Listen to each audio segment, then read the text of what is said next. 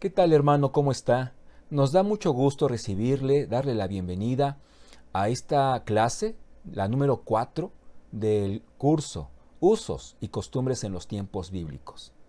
A nuestro Señor gracias, dando por vista esta lección, la número 4. Estamos ya llegando prácticamente a la tercera parte de este curso. Gracias a Dios por esto y también gracias a ustedes, a cada uno de ustedes que nos han acompañado a lo largo de estas lecciones, de estas clases. En especial agradecemos sus oraciones, sus comentarios que nos motivan a tratar de dar un mejor esfuerzo para que este ministerio sea de bendición para todos nosotros.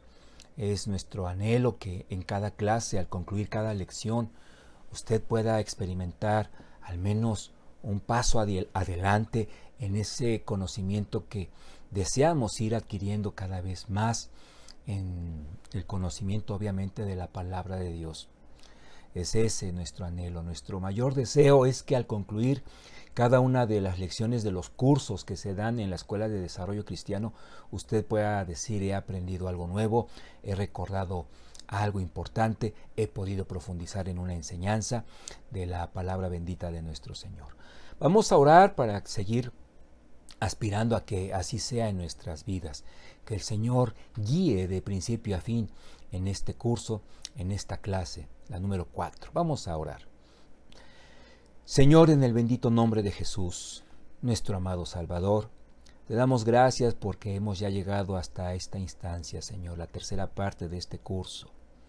Un curso en el que tú sabes deseamos sí aprender más de la cultura bíblica, pero sobre todo, Señor, que a partir de ese conocimiento nosotros podamos ir teniendo con mayor claridad, con mayor precisión, enseñanzas de tu bendita palabra, que puedan Señor, estas enseñanzas, al ser más claras, más precisas para nosotros, capacitarnos de mejor manera en ese servicio que anhelamos prestar, Señor, en la iglesia, rendir a tus pies día a día. Ayúdanos para que así sea, Señor. Esta clase está en tus manos. Te agradecemos todo esto, Padre bendito, en el nombre de Jesús. Amén. Tenemos una presentación para poder ilustrar puntos importantes de esta clase. De hecho, en esta lección vamos a tratar de enfocar básicamente 3 temas, claro, de una manera esencial, pero vamos a considerar en esta clase 3 temas o subtemas creemos muy importantes para poder ir entendiendo la cultura en la cual se escribió la palabra de nuestro Señor. Los 3 temas, ahí los tenemos en la pantalla. Ampliaré un poco para poder ir teniendo en claro cada uno de ellos. El primero tendrá que ver o tiene que ver con la alimentación. El segundo a desarrollar, tratará el tema de la esclavitud, los esclavos. Y cerraremos con el oficio del pastoreo, los pastores. Así que ahí está: alimentos, esclavos, esclavitud, pastores, el pastoreo. Nuestra clase, la clase de este día, será, o mejor dicho, desarrollará estos 3 puntos de manera esencial. Así que vamos, esa es la última ilustración. Vamos comenzando. Vamos a ir hablando primero del alimento o la alimentación. La alimentación en la cultura hebrea era, bueno, hay que decirlo de entrada, saludable. Se basaba esencialmente en la leche y sus derivados, esto es, queso, mantequilla, yogur, básicamente. También se centraba o se basaba mucho en la ingesta de frutas y verduras. Lo que es la carne, lo que es el pescado,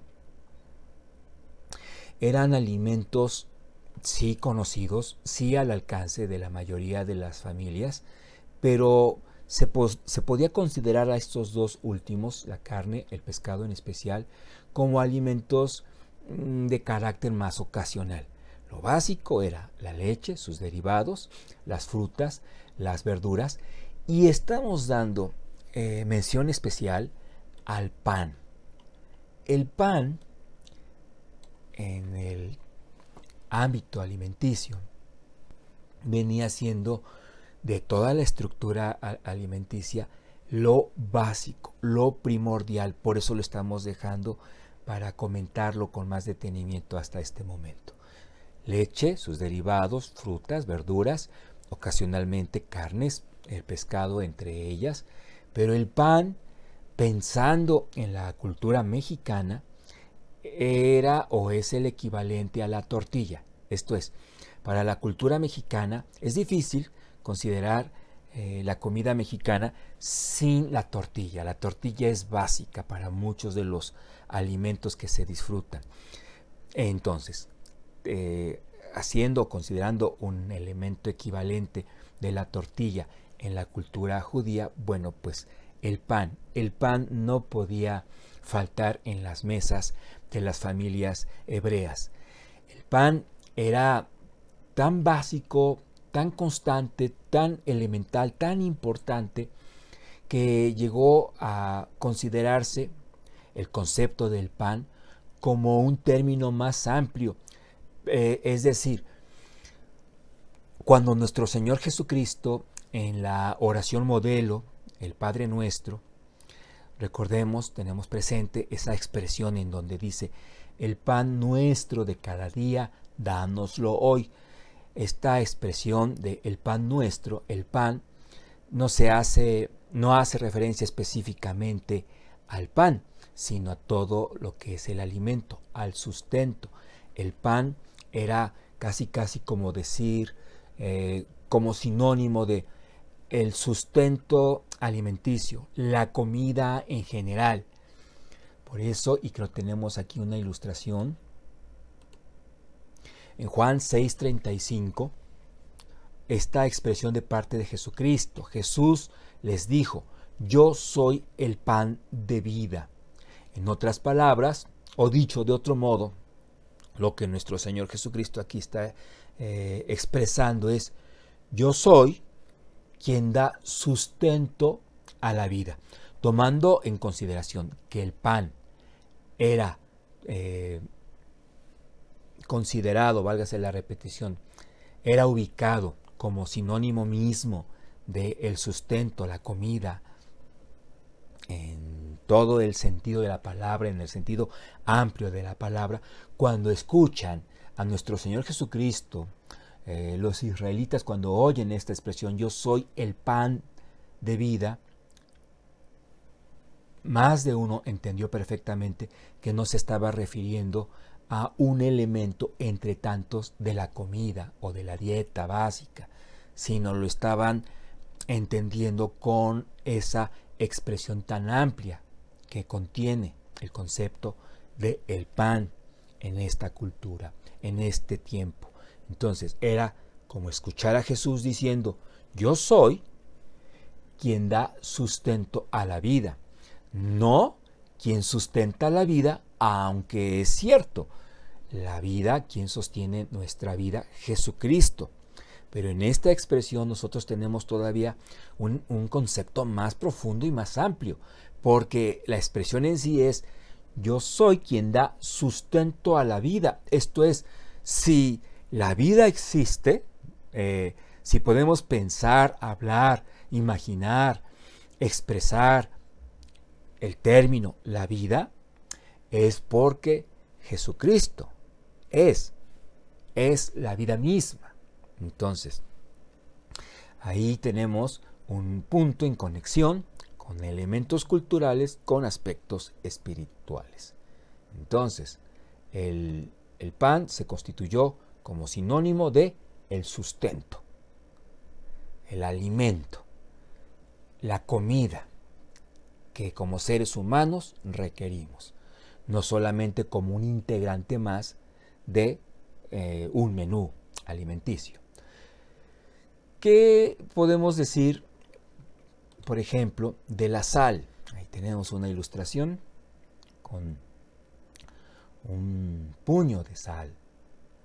Bueno, pues con respecto a la sal podemos mencionar diferentes usos, todos ellos importantes, unos obviamente más que otros. Vamos a empezar con lo básico.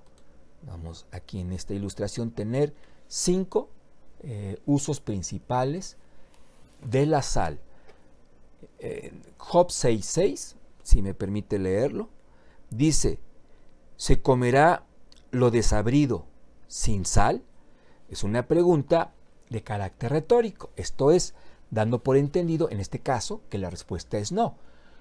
En muchos de los alimentos, al ser desabridos, tal vez sí muy nutritivos, pero con tal vez un sabor no muy distinguible, no muy intenso, bueno, pues se va a aderezar, se va a condimentar con sal. Entonces, en Job 6:6 tenemos un ejemplo entre tantos de cómo la sal siempre fue importante para darle un sabor especial, un sabor extra a los alimentos. ¿Cómo vamos a comer lo insípido sin sal? No es posible. Hay que ver la importancia de la sal para nuestra comida, para nuestro momento en el que vamos a degustar los alimentos. Entonces, por eso ahí tenemos que era o es para condimentar. También tengamos en cuenta, no había refrigeradores, entonces la sal era un elemento indispensable para conservar los alimentos, para mantenerlos todavía en buenas condiciones, en calidad de ser ingeridos, comidos. Para ofrendas sacrificiales, aquí entonces hagamos un paréntesis para ir a la cita, una de varias que nos pueden ayudar a entender esto. Era también utilizada para ofrendas sacrificiales. En Levítico 2:13 usted y yo leemos: y sazonarás con sal toda ofrenda que presentes, y no harás que falte jamás de tu ofrenda la sal del pacto de tu Dios. En toda ofrenda tuya ofrecerás sal. Veamos la importancia incluso de carácter espiritual, de carácter litúrgico. Entonces, para condimentar, sí, para conservar los alimentos también, pero también estamos leyendo de la importancia de la sal para efectos sacrificiales, rituales. Para pagar, aquí vamos a explicar un poquito. Estamos hablando de aproximadamente medio siglo, unos 500 años, unos 5 siglos antes de Jesucristo. En el Imperio Romano se tuvo la necesidad de establecer una vía, un camino desde la ciudad de Ostia hasta Roma, y se le conocía por su utilidad, que era la transportación o el traslado de la sal, se le conocía como la vía salarial. Los soldados que cuidaban de ese camino, porque pues era tentador el poder en ese trayecto de sal para los malhechores, bueno, pues se pensaba de repente en tal vez querer hacer un mal uso, robar sal, los cargamentos. Había necesidad de una custodia de varios soldados romanos. Entonces, a estos soldados, ¿cómo se les pagaba? Pues se les pagaba con sal. La palabra salario proviene justamente de todo este escenario, de todo este panorama. Bueno, entonces, hemos visto que recibían su pago con sal, en el cuidado que hacían de la vía salarial. Tenemos también para generar fricción en el piso. En las casas de gente pudiente, de gente con dinero, pues se tenía el lujo de ver pisos de mármol. Sobre todo en época de lluvia, ese mármol se convertía en una auténtica pista de patinaje. Entonces, ¿qué es lo que se hacía? Se colocaba sal para generar cierta fricción en el piso. Se regaba un tanto de sal para que entonces no quedara tan resbaladiza la superficie del piso. Es de hecho por eso que tenemos expresiones como la de Mateo capítulo 5, el versículo 13, donde Jesús mismo nos dice: vosotros sois la sal de la tierra. Pero si la sal se desvaneciere, ¿con qué será salada? No sirve más para nada, sino para ser echada fuera y ser hollada por los hombres, o sea, pisoteada, para que entonces ya no hubiera tanto riesgo de resbalarse en superficies más lisas que un piso rugoso, como en el exterior comúnmente lo había. Entonces, ahí lo tenemos en la sal, diferentes usos. Déjeme checar, son los 5 que teníamos programados para mencionar. Entonces, para condimentar, para conservar alimentos, para ofrendas sacrificiales, para pagar y para fricción en el piso o de los pisos. Entonces, ahí ya tenemos la mención de 2 elementos fundamentales en la comida judía, en la comida hebrea: el pan, la sal. Sí, también hicimos referencia en cuanto a la leche y su importancia por los derivados que de ella se podían obtener, que era básicamente el yogur y la mantequilla. Solamente estamos checando que no se nos esté pasando algún dato importante para ahora hablar de la esclavitud.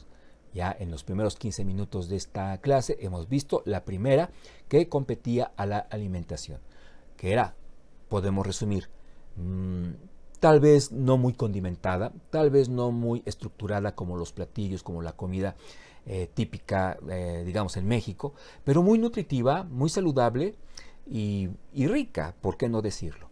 Ahora hablemos en sabor, ahora hablemos de la esclavitud. Avanzamos hasta este punto.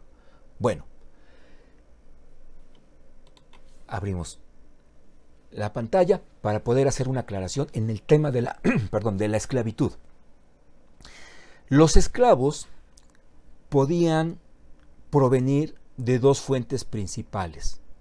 Esto es, teníamos o se podía tener esclavos con un origen no judío y había también esclavitud dentro del mismo pueblo judío. Aclaremos eso principalmente. Ahora, aquí no vamos a tratar de dar o desarrollar un tratado del tema de la esclavitud, es profundo, pero sí nos interesa concentrarnos en la vida de los esclavos dentro de la cultura judía. Estamos hablando de tiempos bíblicos. ¿Qué queremos aclarar? No vamos a hablar, por ejemplo, de la esclavitud que sufrió el pueblo de Israel, por decir, en el pueblo de Egipto. Por eso le digo que el tema de la esclavitud tiene diferentes aristas, diferentes incisos. Como estamos tratando de enfocar usos y costumbres en los tiempos bíblicos de la cultura hebrea, vamos más bien a hablar de esto, de cómo se desarrollaba la vida de un esclavo en este panorama. Bueno, ahora, habiendo ya hecho esta aclaración, vamos ahora sí a ver la presentación que tenemos lista para esto. Números 31, versículo 26.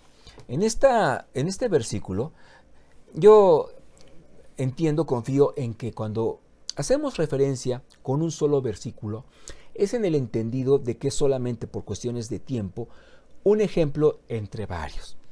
En Números 31, 26 tenemos la siguiente expresión, la siguiente enseñanza de parte de Dios a su pueblo. Toma la cuenta del botín que se ha hecho, así de las personas como de las bestias. Y estamos subrayando personas porque estas se iban a constituir como esclavas, como esclavos para con el pueblo judío a partir de un escenario bélico, a partir de una guerra. Por eso encontramos, para ilustrar este escenario, la conquista de Jericó. Entonces, en una batalla que se ganaba, había un botín de varios recursos, entre ellos el recurso humano, el aspecto humano. ¿Qué se hacía con las personas? Bueno, se constituían en esclavos del pueblo judío. Deuteronomio capítulo 21 del versículo 10, bueno, aquí tenemos 2 citas. Cuando salieres a la guerra contra tus enemigos, y Jehová tu Dios los entregare en tu mano, y tomares de ellos, ¿qué? ¿En categoría de qué? De esclavos, dice cautivos. Bueno, Entonces, paréntesis, creo de vital importancia. Hace 2 lecciones atrás vimos la importancia de entender en el tema de la mujer cómo podemos confundirnos por la inercia social y llegar a creer que efectivamente la Biblia da un papel denigrante a la figura de la mujer. Vimos no es así. Con respecto a la esclavitud es lo mismo, sobre todo en círculos de personas ateas se llega a veces a mencionar con cierta categoría que en la Biblia se aplaude, se promovió la vida de esclavitud en contra de la persona humana, en contra de sus valores, en contra de su dignidad, en contra de sus derechos. Discúlpeme la expresión coloquial, pero el león piensa que todos son de su condición. Realmente el tema de la esclavitud, cuando lo vemos a raíz de culturas o en el panorama de otras culturas, no la judía, efectivamente vamos a ver que en temas de esclavitud hay situaciones lamentables, denigrantes, tristes, ofensivas para con la persona, para con el ser humano. Pero en el panorama bíblico, en el contexto de la Biblia, esto es, la cultura, si se pudiera decir así, desarrollada a raíz de los preceptos bíblicos, nos damos cuenta totalmente que se trata de algo distinto. Lo vamos a tratar de explicar. Deuteronomio 15, del 12 al 17. Dada la extensión de la cita, hemos dividido en la presentación de este pasaje, en 2 partes lo hemos hecho. Vamos a leer la primera, que es del 12 al 14, y luego el 15 al 17. Pero notemos el matiz que Dios le da a su pueblo en torno al tema de la esclavitud.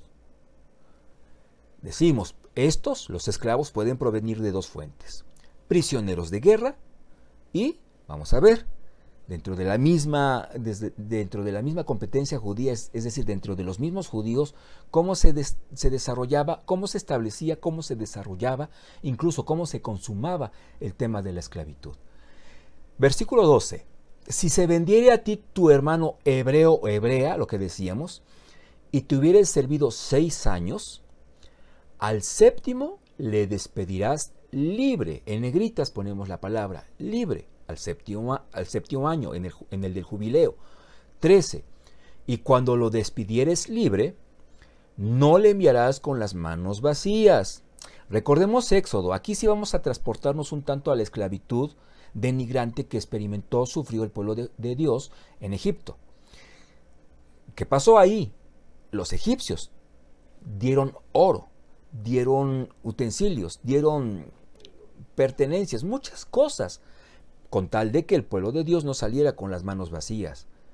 Esto es, que Egipto le pagó la mano de obra que invirtió el pueblo de nuestro Señor bendito en la construcción de las pirámides, por decir algo. Entonces, el Señor es justo. Dice, no le enviarás con las manos vacías. Versículo 14. Le abastecerás liberalmente, o sea, sin medirte, sin estar escatimando. ¿De qué? ¿De qué recursos? De ovejas, de tu era, de tu lagar.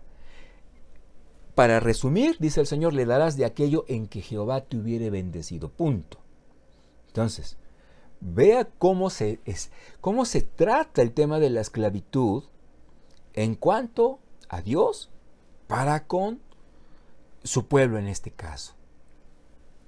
No diríamos para con la iglesia, porque ahí ya sería una temática completamente distinta, con otro enfoque al menos. Continuamos con la misma cita, versículos 15, 16 y 17. Y te acordarás de que fuiste siervo en la tierra de Egipto, ya hicimos mención de ello, y que Jehová tu Dios te rescató. Por tanto, yo te mando esto hoy. Seamos misericordes, pues hemos recibido misericordia, hermanos. Seamos dadivosos, pues Dios nos ha dado a manos llenas. Este es el principio que podemos entender en esta enseñanza. Este es un principio entre otros tantos. Versículo 16. Si él te dijere, esto es muy interesante y que ilustra mucho la vida del esclavo en esta cultura bíblica, diríamos incluso. Si él te dijere, no te dejaré porque te ama a ti y a tu casa, vea cómo era la relación del amo y del siervo, del esclavo. Aquí me gustaría señalar la palabra siervo, porque, bueno, pues si decimos esclavo, nuestra mente nos puede traicionar y pensar en una situación degradante o denigrante, mejor dicho. Aquí el siervo, y sí diremos el esclavo, llegaba incluso a amar a su amo y todo el ambiente, es decir, a la familia misma, a la casa, a la actividad en ella, a la inercia, a la agenda que se desarrollaba ahí con su amo. Entonces, por eso sucedía que el esclavo decía, no quiero salir, ya puedo ser libre, pero no te voy a dejar. Dice al final del versículo 16, porque le va bien contigo. ¿Qué va a pasar entonces cuando eso suceda? Versículo 17, entonces tomarás una lesna y horadarás su oreja contra la puerta y será tu siervo, ahí sí ya, para siempre. Así también harás a tu criada. ¿Qué es una lesna? Vamos a ilustrarlo de una forma simple.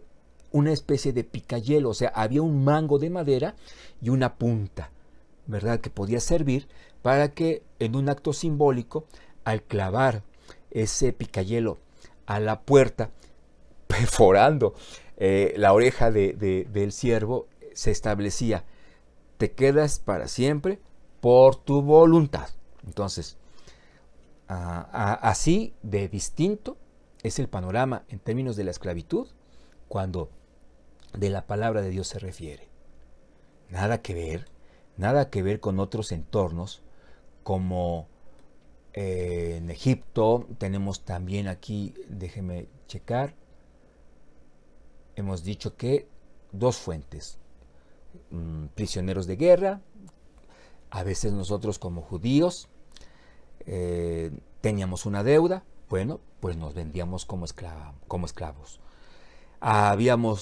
Se había robado, para pagar ese daño se prestaba un servicio como esclavo de 6 años. Déjeme checar que no se me esté pasando ningún asunto. Entonces, para pagar deudas, para restituir bienes robados, básicamente. Pero ahí está. Esto es un estado que esencialmente era de carácter temporal. Salvo, por eso digo que en el tema de la esclavitud hay varias aristas, hay varios apartados, varios incisos. Salvo en el caso de las niñas. Las niñas eran esclavas, criadas, siervas, esencialmente para siempre. Y uno diría, otra vez sale el tema machista de la Biblia. No es así. Esto era, reflexionémoslo, principalmente por lo siguiente. Como lo hemos podido ver, una persona se constituía, siendo esclava, prácticamente podía constituirse al menos como un familiar. Sin embargo, esto unido o paralelo a que, aunque la poligamia no era aplaudida, nunca lo ha sido por parte de la Biblia, sí permitida en algunas situaciones muy puntuales, entonces sucedía, recordemos por ejemplo a Abraham y a Agar, sucedía que había una pues unión muy estrecha, y usted sabe a lo que nos estamos refiriendo. Entonces, ¿cómo podíamos nosotros considerar que una personita que crece como parte de la familia, hablando de una dama, de una jovencita, de una doncella, de una niña, cómo podíamos considerar que creciendo en un ambiente prácticamente familiar, incluso en algunos casos muy estrecho, de repente pudiera convertirse en el elemento de otra familia, y luego de otra, y luego tal vez de otra? Entonces, Imagínense de qué promiscuidad estaríamos entonces hablando. Por eso es que había ciertos candados en el tema de la esclavitud, no hay la excepción, vemos candados en la legislatura divina, con tal de que haya cierto orden, se consiga cierto objetivo, a veces sufriendo ciertas condiciones. Nosotros creemos, viendo el Nuevo Testamento, que el Señor siempre ha apuntalado hacia una relación matrimonial exclusivamente entre dos personas. Bueno, entonces, eso es lo que nosotros debemos tomar en cuenta siempre que se habla de esclavitud, por ejemplo, del tema de la esclavitud que podría causar polémica, el trato de la mujer en la Biblia también puede causar polémica. Hay que ver con detenimiento estos detalles, de tal manera que podamos ver que en muchos de ellos, de los detalles, de esas letras pequeñas, si usted quiere la expresión, encontramos elementos fundamentales que nos llevan a entender, cuando la Biblia habla de esclavitud, no es en un panorama como sucedía, por ejemplo. Es que aquí quisiera ver si tenemos en la presentación, parece que no, pero bueno, cuando hablamos de esclavitud, por ejemplo, de Grecia, de Roma, de Egipto, son cosas completamente diferentes. Bueno, en el caso del pueblo de Dios, cuando a los prisioneros de guerra, ¿verdad?, se les constituía como esclavos, nunca se les denigró. O sea, realmente incluso había la posibilidad de que estos esclavos de otras tierras, de otras naciones, se constituían por voluntad en judíos, aceptaban, para ser concretos, la circuncisión, empezaban a partir de ese momento a experimentar prácticamente de todos los beneficios, los privilegios sociales en la cultura hebraica. Bueno, entonces, parece que hemos ya llegado al punto final del tema de la esclavitud. Deme un segundo para que no estemos olvidando una situación importante. Parece que no, pero entonces, solo para terminar y pasar al tema del pastoreo. En la Biblia, cuando se habla de la esclavitud, y ya más de manera precisa en el Nuevo Testamento, tenemos que hace referencia a ella, pero no como una condición deseable, aplaudida. En el Nuevo Testamento no se confirma, no se ordena, por decir. E incluso, y más en el Nuevo Testamento, en el Antiguo tenemos un panorama justo para con el esclavo. En el Nuevo Testamento, e incluso lo que usted y yo podemos observar, son las bases que apuntalan hacia una abolición a esa forma de vida. Entonces, cuando se ha aplicado, se ha hablado del tema de la esclavitud de una forma injusta, de una forma abusiva, tengamos la seguridad que todo esto nunca ha sido con el respaldo del corazón de Dios. El pastoreo, ahora hablemos del pastoreo. Tenemos aquí una ilustración de un pastor con sus ovejas. Y de entrada hay que notar algo, el pastor va adelante, no tanto como en la mayoría de los casos, hablando del pastorado occidental, en donde el pastor va atrás, arriando. Aquí el pastor, en este entorno, en todo este escenario, va adelante como una guía. Abraham sale de Ur, inicia el pueblo de Dios en la descendencia abrámica, un peregrinaje largo hacia Canaán. Obviamente, la vida pastoral o la función pastoral se constituye en un elemento esencial para la vida misma del pueblo hebreo.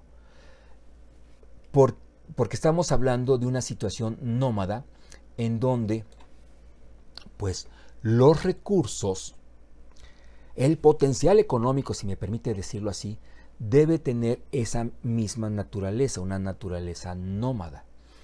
Esto es, no podemos ir con nuestras casas de un lugar a otro. Hablábamos de las tiendas en la lección anterior, ¿recuerda?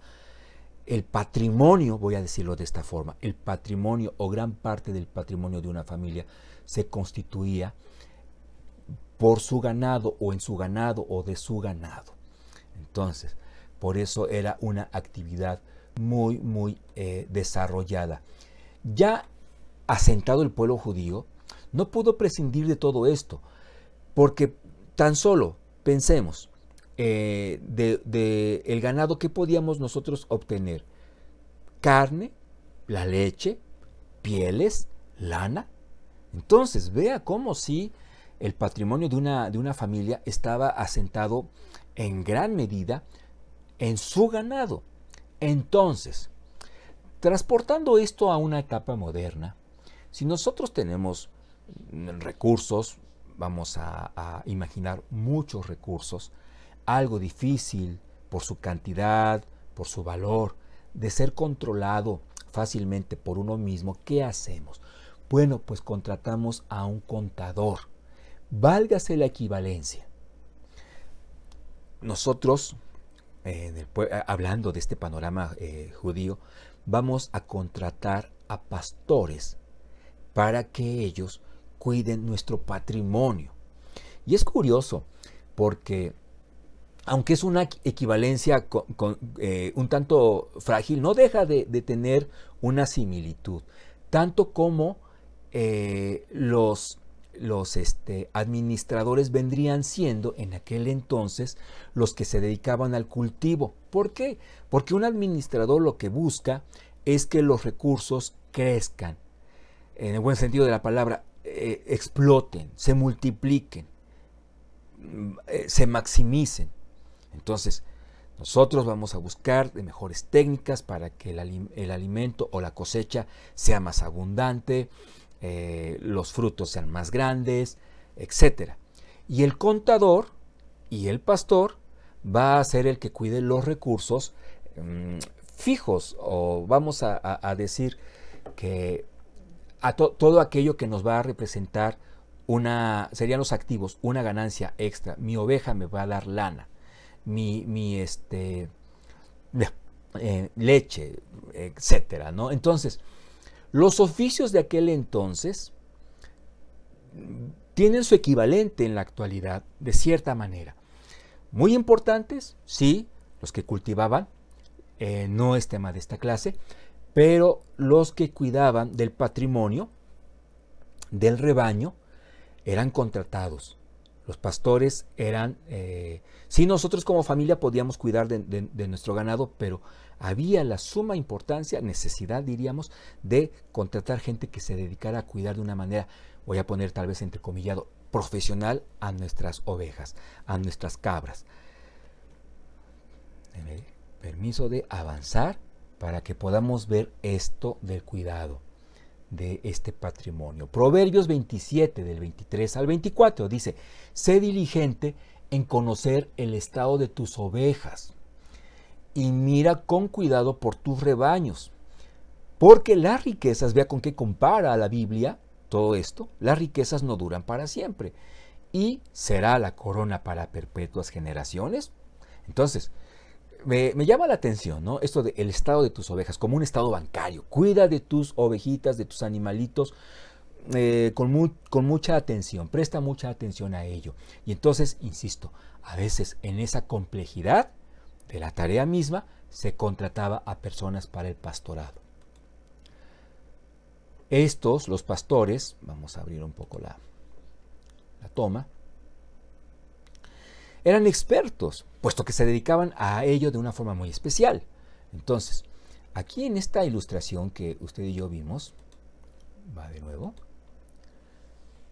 tenemos, por ejemplo, que un buen pastor, sí, como dice el Evangelio de Juan, ¿verdad?, en el capítulo 10, estaba dispuesto incluso a dar la vida por sus ovejas, en el entendido de que si había una pérdida considerable en ese rebaño, las consecuencias podían ser también grandes.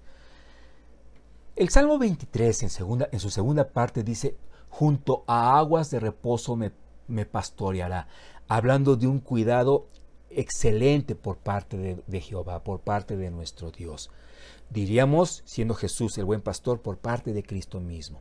Entonces, un pastor sabía, por ejemplo, muy bien que las ovejas no iban a tomar agua, incluso algunas morirían porque no lo harían, no tomarían agua, si esta era corriente, esto es, si estaba en movimiento, si era de un río, con el temor de irse en esa corriente, las ovejas no se acercaban, no se acercan a un arroyo así de activo. Se buscaba, por ende, agua estancada, lagunitas, lagos pequeños, para que en esa agua reposada las ovejas tuvieran la confianza de acercarse y tomar el preciado líquido, tomar agüita, calmar su sed. Entonces, vamos a dejar esta ilustración para ir concluyendo. Nos quedan escasos 5 minutos para hablar de este tiempo que programamos para la clase número 4. Un pastor, insisto, siendo una persona contratada, se tenía que especializar, tenía que observar bien este negocio, este oficio, para hacerlo de una manera excelente. 3 elementos básicos, 3 herramientas básicas para este desempeño. El primero, hablemos de la onda. La onda, bueno, sabemos que se trata, ¿verdad?, de un utensilio con el cual podemos darle con fuerza centrífuga a una piedra para poder lanzarla y pues golpear a un animal que amenazara al rebaño, pero incluso para las mismas ovejas, y no tanto para pegarle a las ovejas. Alguna vez un hermano en Cristo dijo, ahora entiendo por qué los pastores cuando predican se sienten con la confianza de aventar piedras. No es por eso. El asunto es que si yo como pastor de ovejas veo que una oveja va hacia el peligro y ya no me alcanza el tiempo para correr y detenerla, entonces con la onda lanzo una piedra que caiga al frente de ella, la espante y se detenga. Entonces la onda era muy importante con esos 2 usos esenciales. El cayado, un bastón, en el entendido de que yo voy atrás de las ovejas, puedo ayudar sujetando del cuello a una oveja con la curvatura de ese bastón a redirigirla o a desatorarla, a impulsarla a que tome mayor fuerza para desatorarse de algún hoyo, por ejemplo. Y obviamente la vara a veces o comúnmente, se habla poco de esto, tenía en su extremo clavos, elementos punzantes que pudieran lastimar, pero obviamente al adversario, al lobo, al león, al oso, al animal fiero, a la hiena que quisiera comerse a una de mis ovejas. Bueno, pues yo con esa punta de la vara, porque pues la otra tenía que estar libre para poder yo sujetarla, podía lastimar con mayor eficacia a un enemigo. Por eso es que en el Salmo 23 tenemos las palabras benditas de nuestro Señor que dicen, tu vara y tu cayado me infundirán aliento, porque son elementos que tú, Señor, al utilizarlos como pastor de mi vida, pues sirven de una manera contundente y eficaz para seguir caminando por la vía que tú quieres para mi vida. Entonces, por eso es importante estos temas que son de cierta forma de carácter cultural, verlos con el atractivo que tienen. En ellos, en estos temas, podemos encontrar situaciones que nos apuntan hacia verdades espirituales. Vamos a checar si no nos esté faltando alguna situación del pastorado.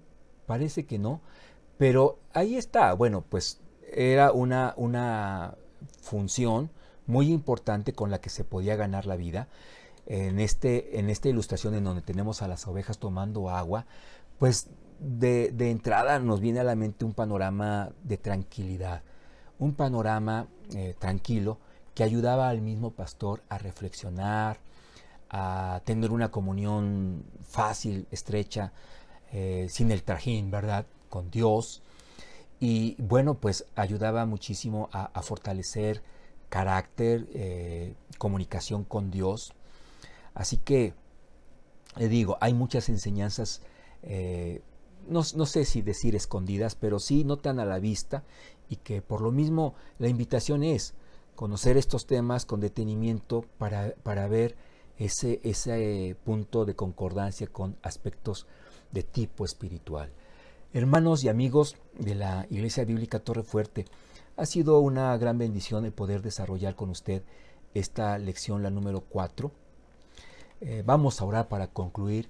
Nuestra invitación es que siga orando por estos ministerios. Por este ministerio me refiero a no solamente esta clase, sino todas las que se imparten por parte de la Escuela de Desarrollo. Y una forma más para apoyar a los maestros, al ministerio mismo, pues son sus comentarios, los cuales agradecemos de todo corazón. Nos ayuda esta retroalimentación a entender qué cosas se pueden corregir, cuáles deben mantenerse, cuáles pueden pulirse, etc. Le agradecemos mucho todo esto. Vamos a orar y terminamos. Un fuerte abrazo de mi parte. Señor, en el bendito nombre de Jesús, te agradecemos por este tiempo hermoso que hemos podido disfrutar contigo y en comunión con nuestros hermanos. Sí, a la distancia, pero Señor, unidos en tu Santo Espíritu, poder entender, vislumbrar temas importantes, interesantes que nos ayudan a valorar tu amor, a valorar más tu amor para con nosotros, a valorar más tu fidelidad para con nosotros. Gracias, Señor, por todo lo que nos enseñas en tu bendita palabra. Sigue guiándonos, sigue ayudándonos en esta tarea que tú nos has dejado de estudiar tu palabra. En Cristo Jesús te lo pedimos y te lo agradecemos. Amén y amén. Que el Señor le bendiga muy, muy ricamente.